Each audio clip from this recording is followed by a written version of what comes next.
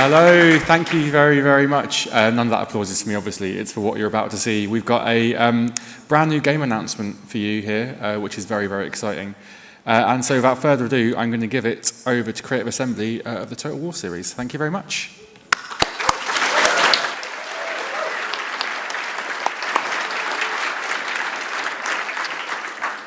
Hello, good afternoon, and welcome to the Total War Developer Session. So today it is our great pleasure to reveal to you the next game in the Total War series.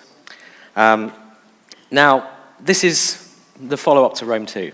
It's a standalone game, and of course, it's a fully featured Total War title with all that entails. Without further ado, I'm going to pass you over to the man who is going to make your life a living hell. Not me. It's not him.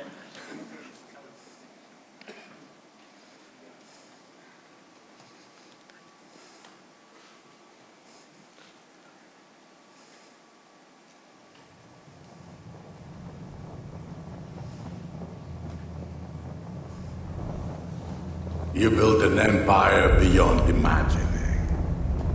The pinnacle of human achievement and the envy of the world. Did you think it would last?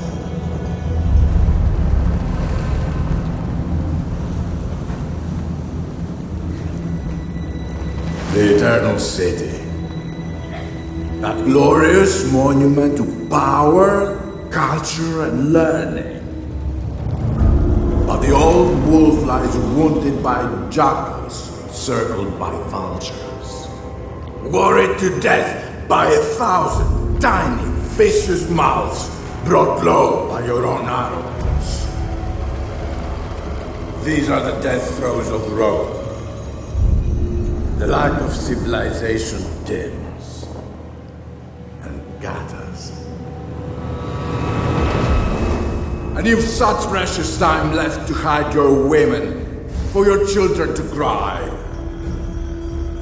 Even at the moment of your final defeat, you will take no comfort in oblivion.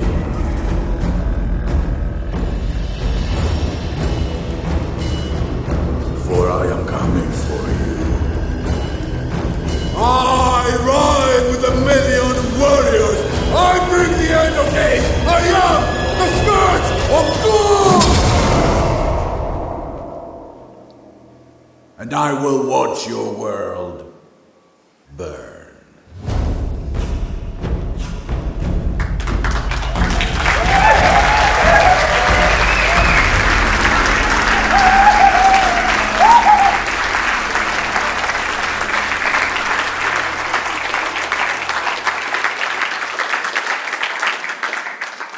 So, Attila the Hun. This guy is the herald of the apocalypse. He is the one who knocks. So he is the big bad guy in the next Total War game, in Total War Attila. Now, the game is set in 395 AD. And this is really the very dawn of the Dark Ages. It's a time of great upheaval in the world. It's a time when climate has been cooling right across Europe. It's a time when entire populations have been migrating away from those cooler climates, migrating away from famine, from disease, and from deprivation. And inserted into this darkening landscape, we've got the rising power of Scythia and the horsemen of the Huns.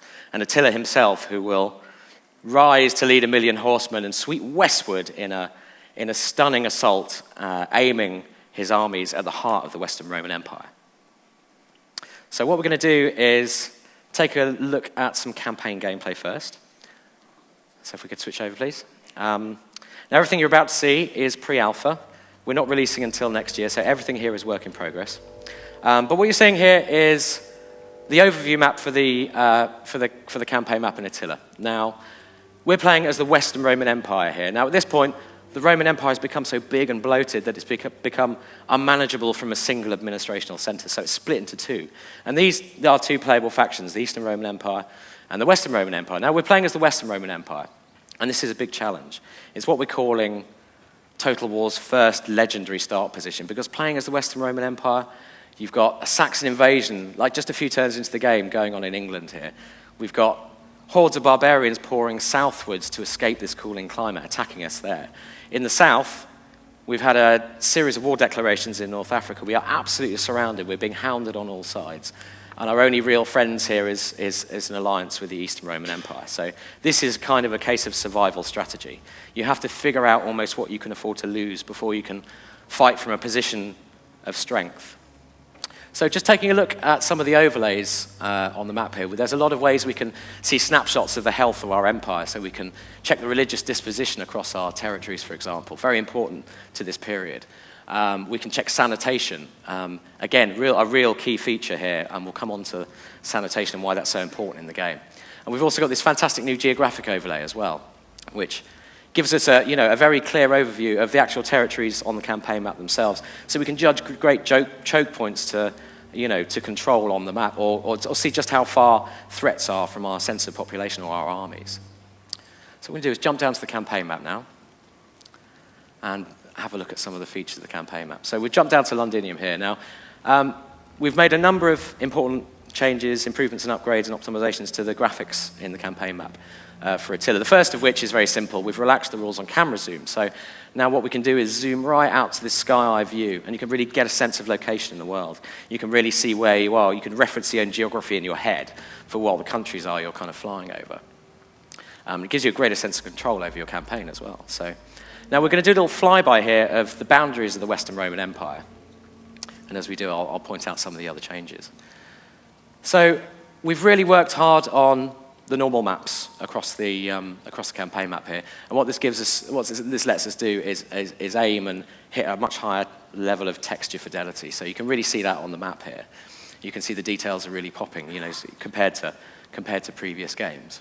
We've also worked on creating a whole body of new types of vegetation across the map to really differentiate the different climate regions on the map. And also, as you can see in the sky is much clearer here down in Africa, we've got a ton of new lighting volumes across the map as well, which give us the ability to really define the areas of the world by their climate and give you a real sense of location, a sense of place. As we go over to sort of southern Spain here, you can see our sea shaders improved as well. We've got a nice, real twinkly wave caps, and it's a much more realistic looking sea compared to what we've been able to achieve before. And as we track back up through Europe to the southern point of England, again, you can see the sky thickening, you can see the clouds rolling in, and you can get this sense of a much rainier, much wetter environment. Again, reiterating that sense of location in the world. So we'll take a quick look at faction management now. So the eagle-eyed among you may notice that we've reinstituted the family tree for Total War Attila. Hey, thank you. It's important to note this isn't just a visual change as well. This isn't just a representation. This is a way of involving the characters in your family and the other important characters who appear in your campaign over time and really getting them to interact with the different game systems. So, we can further the political careers of our characters here. We can do away with them if they're not working on our behalf. But one really important thing is assigning roles. So we're going to take one of the important characters here and assign him the governorship of Britannia Superior here. Now, as a governor, we've placed him in a regional seat there in the province of Britannia Superior. Now, he's going to take all the skills he's built up over his political career, and he's going to apply those, in a buff-like way to the province he's the governor of. He's also going to appear in the battle map. If you're defending that city and your garrison force is led by a general, he's going to be your general. So all the skills he's got as a warrior will also be useful in that as well. So, this is a really, really kind of important new change for Total War. So we can also issue edicts now he's in place, instead of the campaign game over time.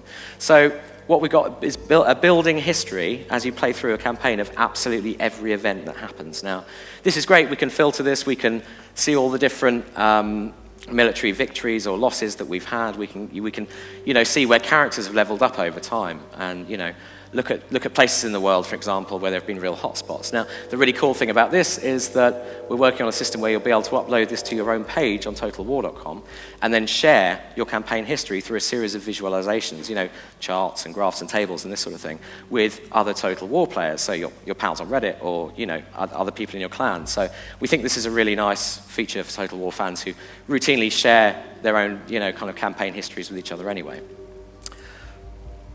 So we'll take a quick look at building management now. We have a new building browser. So if we click this, now this is an example of how we're trying to improve our UI to make it really useful to the player, all through the game. But here with the building browser, we can see all the building types down the left here, and we can really plan our construction projects ahead of time. And of course, see which buildings we can and can't build because we may need to unlock technologies to be able to build those buildings. Now, Craig is looking at the sanitation chain here. Now, sanitation, as I mentioned earlier, is a really important factor. In Rome 2, we had this kind of tension between sanitation and squalor. If your squalor went too high, you'd start getting public order problems. At this point in history, if you let your squalor reign supreme, diseases will break out, and diseases are really bad news. So over on the east coast of England here, Camalodunum, which is, of course, Colchester in modern day, you can see this miasmic cloud that's rising here. A disease has broken out here, and diseases, as I said, they're really bad news. They're transmittable. Armies can take them around the map and give them to other cities, friendly or enemy. They'll affect that army. They might fight more, they might fight with less commitment if they're all a bit ill and coughing on the battlefield. But they can also, really bad diseases can tear through your population and do you real damage, and damage your ability to make money, for example, across the campaign. And they're really different in infectiousness and severity. So, yeah, it's the time of the plague. So, we want to put that in front of players. So a quick look at tech trees. Instead of the kind of multiple smaller tech trees that we went for with Rome 2, we've again decided just to make life easier for the player and bring all our tech trees together in a single panel. So you can compare technologies, and it makes it much easier for you to compare those different technologies and decide on your technological progression through the course of the game. Similarly, if we take a look at a general here, we've done away with the kind of traits card stacking system that we had in Rome 2 and opted to turn characters' skill progression via trees, which again lets you compare the different skills that you have and really plan your technological progression much better. Same is true of armies as well. And crucially, this panel down the side here, this is part of our philosophy of bringing information that's relevant to the player right up where they need it. This is simple list of all the buffs and debuffs on that particular army according to the skills they've got, what's the skills their general is imbuing them with, or any diseases they might have, or any negative modifiers and stuff like that. So again, we really want to make this stuff useful to the player. Okay, we're going to look at one last feature of the game now, and this is one of the real period-inspired features that's going to really change the way you play your campaign game in Attila. Now, if we look at the context of the situation here, we've got a Saxon invasion force that's landed on the east coast of England near York. Now, these two armies, we are outnumbered 2-1. They're clearly going to make a break for that city and try and capture it, and capture all the economic potential and the recruitment potential of that city.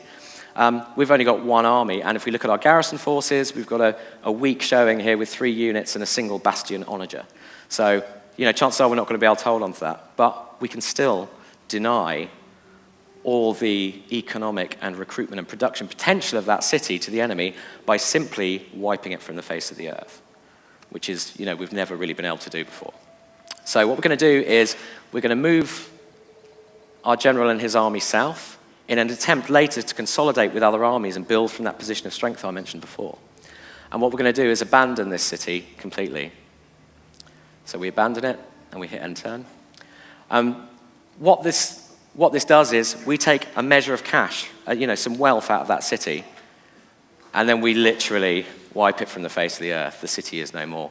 It's an empty hole in the ground, desolate. So we've created a wasteland here, and it's damaged the fertility in that region as well. It's damaged the ability for troops to replenish in that region because all the farms have been destroyed, right? So what we're doing here is creating zones of no value for an encroaching enemy. And as I said, playing as the Western Roman Empire, when you're going to have to be retreating and trying to build a position of strength closer in, this is going to be kind of a key tactic, but it can also, of course, be used in a defensive fashion as well, as you're marching across the campaign map. So, okay, we're going to stop the campaign gameplay there. We've got a lot more to talk about in future, but we'll share it when we're ready. For now, that's the campaign game 4. That's a brief look at the campaign gameplay for Attila. So if we could switch over now. Now, what we're going to do is Craig's going to join me up on stage, and Dom Starr, who's one of our designers for Attila, is going to join me up on stage here as well. And we are going to show you some battle gameplay. Hello, can you hear me? You can hear me, excellent, brilliant, lovely. Hello, people of London. How's your EGX been so far? Hello. Excellent, thank you. You're all a part of Total War history. You have just witnessed the announcement of Total War Attila. So give yourselves a big round of applause.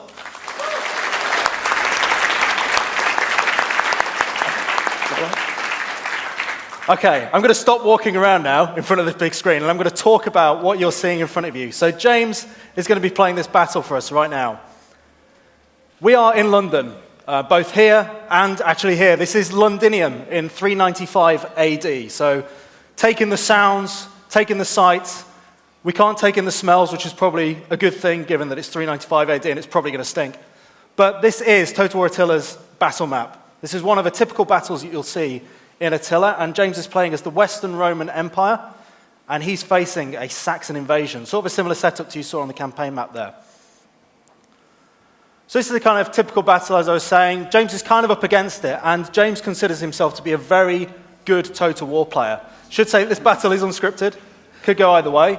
So James, no pressure. Just to say, it's not just me and the guys at the studio who will be taking the mick out of you if you lose this. It will be the entire internet. So please do wail on him on Twitch chat if he's losing. Okay, so just to give you an idea of some of the different features that we have in Total War Attila, one of the new ones is siege escalation. So basically, the longer you siege a city on the campaign map, the more attrition it will suffer, and that will carry over onto the battle side. So you get this really nice connection between your campaign and your battle gameplay.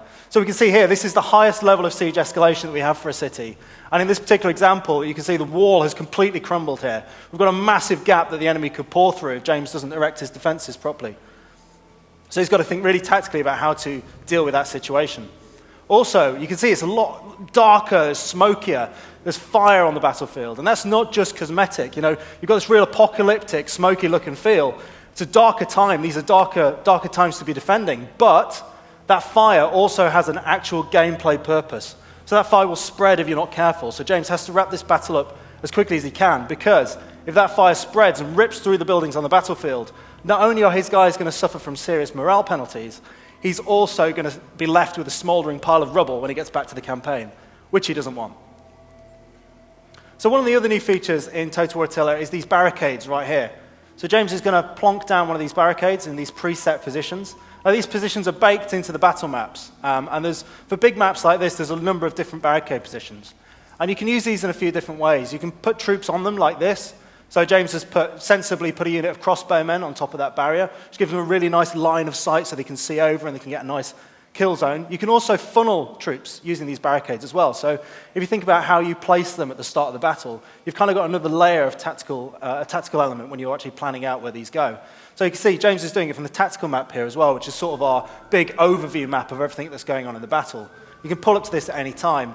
And here he's placing down some barricades in a way that kind of makes sense to him to funnel the AI through different areas. So he's basically trying to second guess what the AI is going to do, and he's trying to funnel them down to certain areas to give himself a tactical advantage. And that's going to be really important in this battle because he's up against it, like I said. Although he's got a city there, which he's defending, he's also up against it in terms of numbers. So the Western Roman Empire at this time is kind of crumbling. The walls are coming down, both in battle terms here, but also in terms of actually how they were doing historically. And here you can see the Saxons have got a really large force coming up against him. This is an ill-defended city. However, his troops have got more experience and more veterancy, so if he uses that wisely, he should be able to prosper in this battle. But we'll see. So you can see some of the different units. You saw the big onager units there. They're going to rain fire and destruction down on the city. We've also got these really fancy-looking axemen here. These are really nice-looking units as well. When you get the camera down nice and close, you can see all this detail in Attila, and you can see how these guys might fight differently in the battle. They're going to be all about getting in your face with axes. They're going to be getting over the barricades, trying to find and exploit weaknesses in your defenses. So James has got all that to look forward to. We're going to see how the AI does. And James, without further ado, take it away, start the battle. So I'm joined also by Dom Starr, who's campaign designer, principal campaign designer on Total War Attila, but he knows these battles as well. And Al Bickham, studio communications manager as well, who are going to help me talk over this battle, so explain what you're seeing, basically. So James has begun with a minimum amount of faffing this time. Well done, James. So So here we go. You can see he's got a crossbow infantry unit there on the walls. That's quite a sensible starting strategy. Get your crossbow units on the walls. He's firing with his onagers over on the enemy defences as well. Yeah, he wants to destroy those catapults before they can set fire to his city. And they're going to return fire, and there's a lot more of those things as well. You can see the huge barrels coming down, really making a mess of his units that are defending that hole there. So James has got to make sure that that hole stays up, because, you know, if I'm the enemy and I see a big hole in the walls, I'm going to pile all my forces in that direction. So James has to make sure he sets up a strong system of defense there. It looks like he's going for spear units at the front. Very sensible. It means that if any cavalry come at him, he's going to be defended quite nicely there. He's also got a few guys behind the lines as well, and he's still got these guys on the wall as well, remember. But the enemy is going to push through that breach as much as they can. Don, what do you think of James's setup here? Is this a sensible kind of layout? Well, I think he'll hold the breach for a while, but obviously he's well outnumbered, so he's going to have to fall back at a certain point, and obviously the barricades will help him do that. He can pull back to deeper levels of the city and, you know, hopefully funnel them down, get them attacked by the turrets, the towers, and I don't think he has much of a chance, but we'll give him the benefit of the doubt for now. So the enemy's doing pretty much what you would expect them to do. They've seen a bit of a gap there in James's defences, and they're going to try and exploit it and push through it. And you can see now that they've got one unit that's pushing through there. They're also bringing in supporting units to try and push through that gap and really punch a hole in his defences. And you can also see there's crossbow units in behind in support that James is going to have to find a way of dealing with, because they're going to be providing morale support and also fire support on those guys who are trying to push through that bridge. Now, Al, we mentioned fire earlier. That's not just cosmetic, is it? That's actually got a gameplay influence as well. Yeah, no, as you said, what it does, it demoralises the defenders over time. So, you know, the more buildings burn, the more morale will start falling, to the point where, you know what, if enough city is burnt, they might just bail, they might just head for the hills. Quite sensible, really. Alongside fire, another nice little feature that we have is something we've never had in Total War games before, in battles, is civilians. Now, you won't see any on a sort of semi-ruined city like this at a higher escalation level. But if you go into a fresh city and you don't siege it, you simply attack it, you'll see civilians wandering around, leading their daily lives, you know, farming on the land and this kind of stuff. But of course, when a load of Saxon invaders run in, they're gonna run for it. They're gonna hide in buildings. They may actually pluck up some courage and attack the enemy with their pitchforks. They're probably not going to last very long, but they might slow the enemy up a bit, you know. So James has got, just to interrupt, sorry Al, James has got this expeditionary force of cavalry that he's actually placed outside of his city walls. And he's going to use those to try and deal with the enemy archery threat I was talking about earlier. In fact, there are a lot more units now that you can deploy outside the normal deployment area, so scout units, so you can use those to your advantage, you know, get around the back. They're not necessarily strong, but they can give you the upper hand. And if these archery units they're kind of weak, you know, they're just trying to provide fire support. If you have a cavalry unit that can get around the back of them quickly without them noticing while they're busy, preoccupied, attacking, you know, supporting this advance, then you can really deal some damage if you get in the flanks and the sides. Flanking is always really important in Total War games. Getting around the back, getting around the sides, and cause some real damage to the back. Another one of our new unit types is raiders. Now, these guys are relatively inexpensive, they're moderately tough, but they're very unruly. So what they do is, if you're fighting a battle with raiders on your side, you don't want to take them into, if you're trying to capture a city, you kind of don't want to actually take them into a city, because they'll just run around throwing torches around. They will pillage if you send them into a city. Now, that could work to your advantage if you're trying to damage that city as much as you can, you know, damage the enemy city, that's great, but you kind of have to watch out and keep an eye on them, because they're rather ill-behaved, should we say. Of course, you come back to the campaign after that, you're going to have a ruined city, you're going to have to reinvest in fixing it, unless you sack it and move on. Yeah, and it's important to know as well, any damage is persistent between the different states of the game. So if we see a lot of damage in this city here, we go back to the campaign map, the city's still going to be damaged, we're going to have to repair it, we're going to have to spend time and money repairing it. But if we don't repair it and we go into another battle there, that damage, again, will still be persistent back in the battle map. So you can see the enemy there, they're overwhelming one of these barricades that James has set up, and that will get destroyed over time. You know, they're really going to pile the way through it. And now James is set up where he's already planned out that route that he hopes the enemy is going to go down. His plans are going to have to change, and he's going to have to adapt to that on the fly. Something that James can use to his advantage is we've kind of redevelop the fatigue system, so you can get stuck into a fight and you'll lose fatigue quite quickly, but if you pull back, you'll also restore it quite quickly. So it sort of helps to have multiple layers of units, sort of doing a relay, if you will, of frontline combat. Yeah, the battles have a nice sort of tactical, almost slower pacing to them, don't they? The way they play out. It's very much kind of a some of the engagements are quite nice and tactical in themselves. And Just also when they the rout, they don't necessarily just run straight from the battlefield. They're going to recover quite quickly from that and come back a couple of times. So there's some to and fro going on. And there's some particularly nasty units in here, aren't there? I know there's one called the Chosen Ones. Is that it? The Chosen Ones for the Saxons that just basically almost won't break ever. Yeah. So good luck trying to rout them. They will fight to the last man. And if James comes up against them, how's it going, by the way, James? I need to run.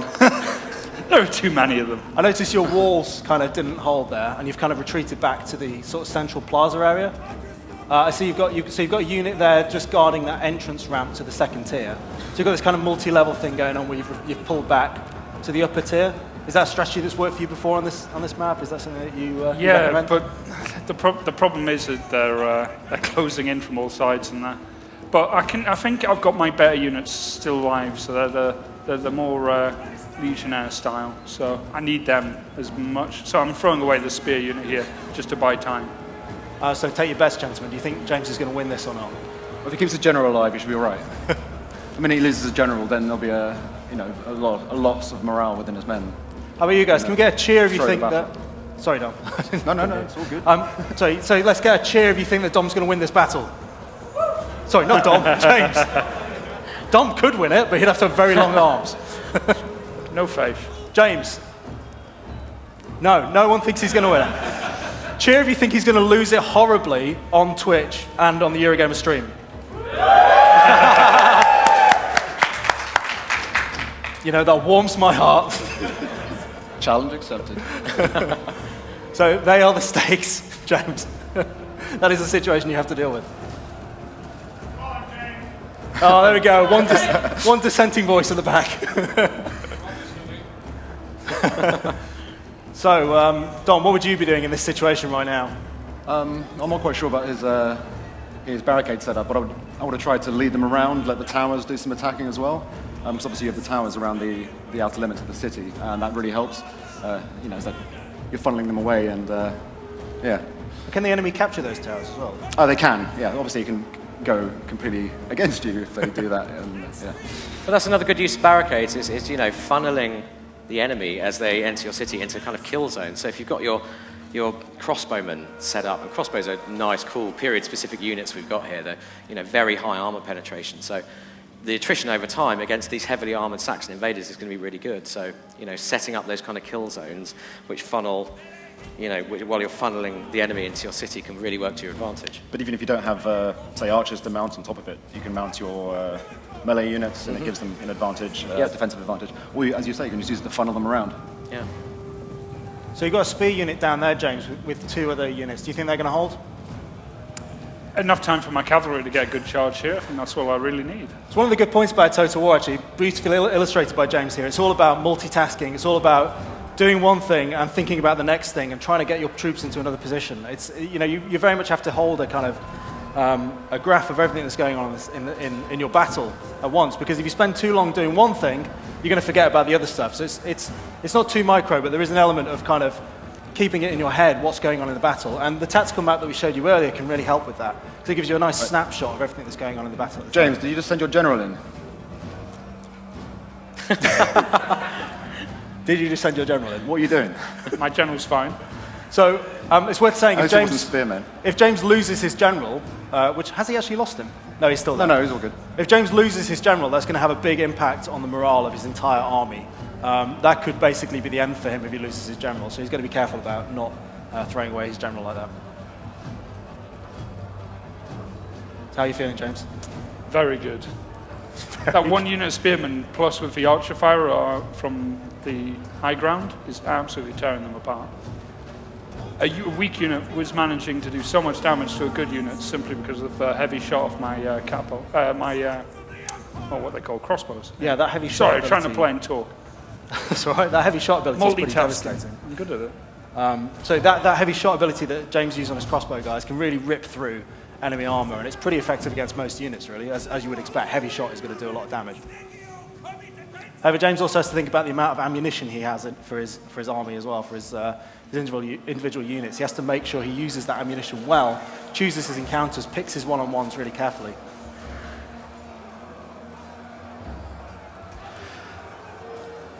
So yeah, I mean, you can see it, the architecture and the kind of unit types here. We're approaching almost medieval era. You know, the Dark Ages. It's the start, the start of that kind of period in time. That's a far cry from the glittering Yeah. marble cities of Exactly, Rome yeah. too. Although there are some ruins you see around the city. Yeah. Just to remind you of what was there before. Yeah. And of course, this architecture changes across the different cultures across the map, so across the campaign map. So, well, later on, you'll see sort of Byzantine cities, beautiful glittering domes of the sort of the Eastern Roman Empire, Constantinople. It's worth saying it's important how you use roads as well in the cities, because they will confer a charge bonus and a movement speed bonus to enemy units or your own units as well. So, if you can line up a charge down a street, that's a really effective tactic, and especially when you're funneling people down certain streets with the barricades, you can almost plan that out in advance. So James has managed to rout quite a few of the enemy units there. He's got, what's he got? A couple of, so one of them came back there, one of the crossbow units. The very light bow infantry there. So James is just going to chase those guys back down with his cavalry, try and make sure that they don't come back at his city. James, don't want you to lose or anything, but could you take a moment to look at the fire in the city? Sort of the devastation that it's doing. He's in the zone. He's in the fire in the city. James, Don't fight. have a look at the fire. There's That much massive fire. line of bodies Well, how much along the fire? city front there. Pick Should a be looking at fire. that. So, yeah, that is basically Earl's Court. that is the site of Earl's Court Sorry, we're guys. looking at right there, on fire. Don't worry, there's not an actual fire. There's a proper drill for that, don't worry.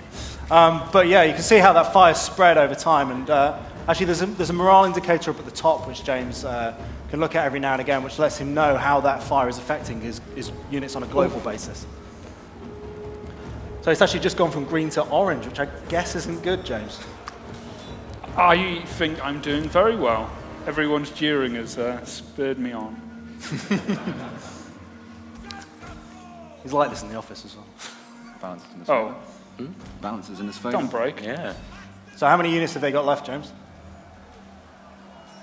1, 2. Looking pretty good. You can see the balance of power bar right up there at the top, the yellow and red there. So James is in yellow, and he started off kind of 2/3 against him, of red against him, and he's now kind of pulled it back to 2/3 yellow rather than 2/3 red. He may not lose. He may not lose. He may actually pull this back. That general unit is not easy.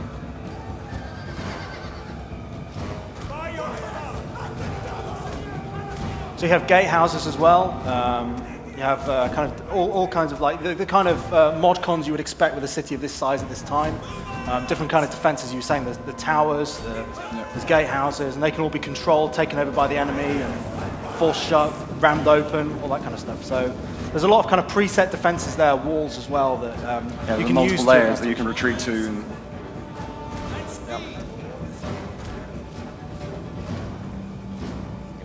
So it looks like we're getting down Lot to of a pretty routing going on. final-looking encounter here, where James is just trying to get back to that breach. Because he sees the enemy unit coming towards there, and he's also engaging them with his spear units, just there in the back, whilst he's kind of baited them towards the wall there. And that is their general, I believe, James.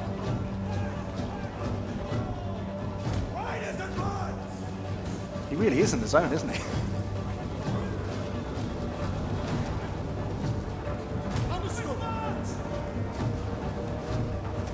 they've already won. They're shaking their swords. Coding. Yeah, coding. Go Alice. How's the enemy general doing? He's dead, isn't he? Is he gone? I think he's dead. Oh no, there he is. Finish him. Come on, James. Get out there. Finish him I'm off. going, don't worry. I'll be there.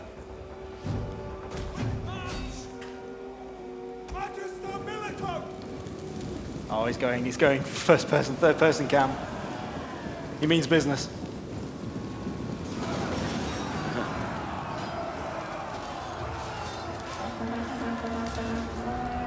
Axemen. Ouch.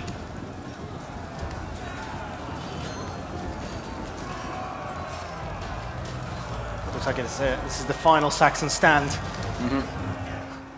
They look pretty undeterred, though. They're really going at it with those axes.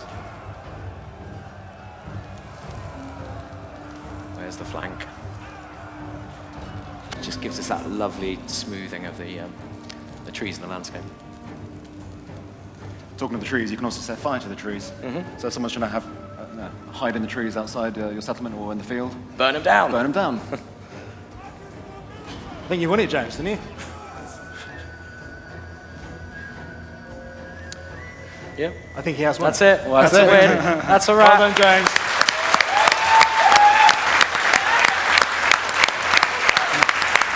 It's a fix. It's a fix. Okay. You couldn't lose, could you? Okay, so that's pretty much all we've got time for in our EGX dev session. I hope you've enjoyed it. I hope you've enjoyed seeing Total War Attila. We haven't announced a release date for it yet, but stay tuned to our Facebook, our Twitter, our forums, all that jazz, and you'll see more stuff, and also our streams on Twitch. Just to say, actually, on that note, straight after this, we'll be doing a developer Q&A on the Twitch stand. So if you've got any questions, you can actually head over there and grab a microphone.